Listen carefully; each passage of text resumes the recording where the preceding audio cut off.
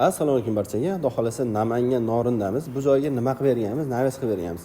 Nima uchun qilib berilgan? O'zi ko'rgan bo'lsalar chiroyli qilib mashinaga o'zlariga joy qilishgan ekan. Yomg'ir qor yoqqanda suv yomg'ir qor bo'lib qolar ekanda.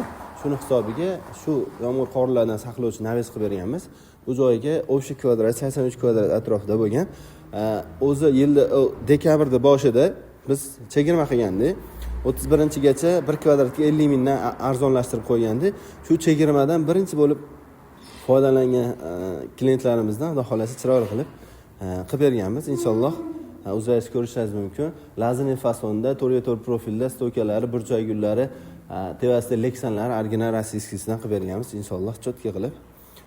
Agar sizlarga xuddi shunaqa naveslar kerak bo'ladigan bo'lsa, aloqaga chiqsalaringiz, bu naveslarimiz 1 kvadrati vodiy bo'ylab 500 mingdan chiqadi 1 kvadrati. Toshkent Buxoroga chiqadigan bo'lsa 600 ming atrofida chiqadi. Joyingiz 100 kvadratdan oshiq bo'ladigan bo'lsa, chegirma bilan qilib berishimiz mumkin bo'ladi.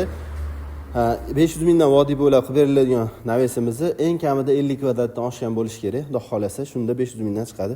Bemalol mashina nomerlariga aloqaga chiqsalaringiz, sizlarga ham qilib beramiz. Salomat bo'ling.